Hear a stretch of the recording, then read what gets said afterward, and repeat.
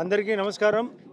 TV మిత్రులందరికీ ఈరోజు నిన్న ఢిల్లీలో జరిగిన ఈ యొక్క నేషనల్ కన్వెన్షన్ మీటింగులో ప్రధాన ఉద్దేశం రేపు జరగబోయే ఎన్నికల్లో మన దేశ భవిష్యత్తు, మన ప్రజల భవిష్యత్తు, ముఖ్యంగా యువత, రైతులు, మహిళ 4 వర్గాల్లో పూర్తి స్థాయిలో మెరుగుదల ఎలా జరిగింది, ఈ 10 సంవత్సరాల్లో మెరుగుదలేమి, అంతకుముందు కాంగ్రెస్ గవర్నమెంట్లో 10 సంవత్సరాల్లో ఏ విధంగా ఈ దేశ పతనం జరిగిందనే కంపారిజన్ ఈ యొక్క దీంట్లో బుక్లో స్పష్టంగా రాసి అందరికీ పంచడం జరిగింది.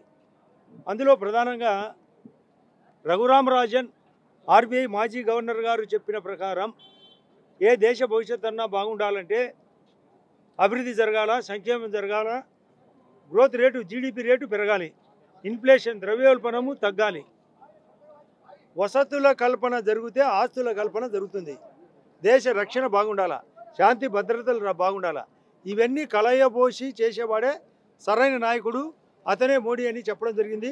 ఆ మోడీ గారి యొక్క ఆలోచనలు అన్నీ మాకు లోపల అటు రాజ్నాథ్ సింగ్ గారు కానీ, అమిత్ షా గారు కానీ, నిర్మలా సీతారామన్ కానీ సపోర్టుగా మా పురంధేశ్వరి గారు అందరూ కూడా చెప్పడం జరిగింది.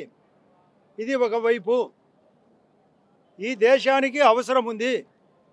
మొన్న జనవరి 22 నాడు 5 సంవత్సరాల నిరీక్షణ తర్వాత బలరాముని యొక్క ప్రతిష్టాపన మోడీ గారు దగ్గరుండి కార్యక్రమం నడిపించడం జరిగింది.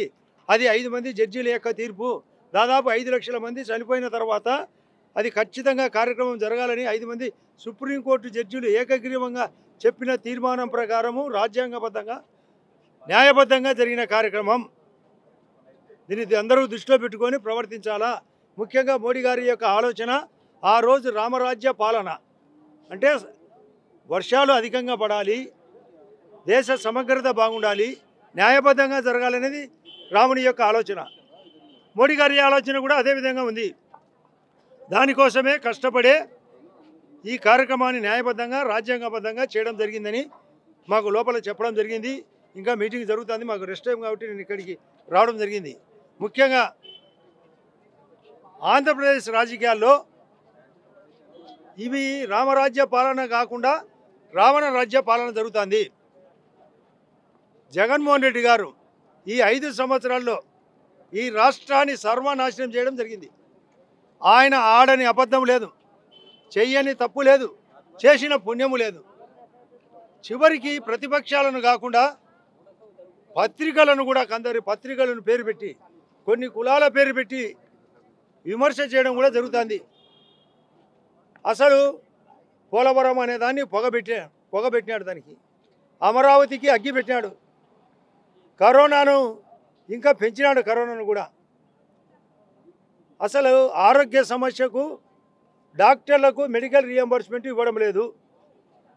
అసలు పేషెంట్లు అక్కడ కాకుండా పరిగెత్తట్టు పక్క రాష్ట్రాలకు, మద్రాసుకు కానీ లేకుంటే బెంగళూరు కానీ హైదరాబాద్ కానీ పోయే పరిస్థితి వచ్చింది. విద్యా వ్యవస్థను సర్వనాశనం చేసినాడు. విద్యలో దాదాపు 6 లక్షల మంది విద్యార్థులు డ్రాప్ అవుట్ అయినారు. ప్రైవేట్ కాలేజీలకు, ప్రైవేట్ స్కూళ్ళకు పోవడం జరుగుతుంది. రైతులను సర్వనాశనం చేసినాడు, చేనేత రంగాన్ని సర్వనాశనం చేసినాడు, నిరుద్యోగ సమస్య పెంచినాడు. అది కాకుండా మత్స్య కార్మికులను దెబ్బకొట్టినాడు. కాంట్రాక్టర్లకు బిల్లు ఇచ్చే పరిస్థితి లేదు. అప్పులు 11 లక్షల కోట్లకు అప్పు చేరింది. మళ్ళీ నాది అప్పుడు చేశాను అంటాడు. ఆయన బడ్జెట్ కూడా బుగ్గన రాజేంద్రనాథ్ రెడ్డి గారు అన్ని అబద్ధాలే బడ్జెట్. అదే నిర్మలా సీతారామన్ గారు ఇక్కడ పెట్టిన బడ్జెట్లో ఏ ఒక్క చిన్న మిస్టేక్ ఉన్నా ఎవరైనా కామెంట్ చేయొచ్చు. అసలు దేశం ప్రగతి చెందాలంటే ఎలా చేయాలనేది మోడీ గారి ఆలోచన. నేషనల్ హైవే రోడ్ల మీద పోతే బాగా వెహికల్ దెబ్బతినదు, ప్రయాణికులు దెబ్బతినరు, సేఫ్టీగా చేస్తారు. కానీ కేడీ రోడ్లు, జగన్ రెడ్డి గారి రోడ్లలో పోతే గుంతల్లో పడితే చనిపోవడం తప్ప. నేనైతే ఆయనకు సింపుల్గా చెప్పిన మాట, ఎవరైనా కాన్పు కాని వాళ్ళను జగన్ రెడ్డి రోడ్లలో పంపితే ఆటోమేటిక్గా వాళ్ళకు ఫ్రీ డెలివరీ అవుతారు, డాక్టర్ అవసరమే లేదు. కాబట్టి ఆయన పేరు free gynaecologist. World famous free gynaecologist ఎవరంటే మా జగన్మోహన్ రెడ్డి గారు, మా యొక్క ముఖ్యమంత్రి గారు. మాకు దరిద్రం పట్టింది ఈ రాష్ట్రానికి. ఈ రాష్ట్రంలో అతని పాలన ఉంటే సర్వనాశనం అవుతుంది. కాబట్టి దీన్ని దృష్టిలో పెట్టుకొని బీజేపీ యొక్క పార్టీ బలంతో ఎవరైనా ముందుకొచ్చి మాతో పాటు ఉంటే మేము రెడీగా ఉన్నాం. ఖచ్చితంగా మంచి పాలన జరుగుతుందని ప్రతి ఒక్కరికి తెలియజేసేదానికి మీటింగ్ పెట్టడం జరిగింది. ఈ రాష్ట్రంలో కూడా అధికారంలోకి రావడానికి మా ప్రయత్నం. పొత్తులు అనేది మా యొక్క అభిప్రాయాలు ఆటోమేటిక్గా చెప్పడం జరిగింది. ఆటోమేటిక్గా మొన్న మా అమిత్ షా గారిని మొన్ననే చంద్రబాబు నాయుడు గారు వ్యక్తిగతంగా కలవడం జరిగింది.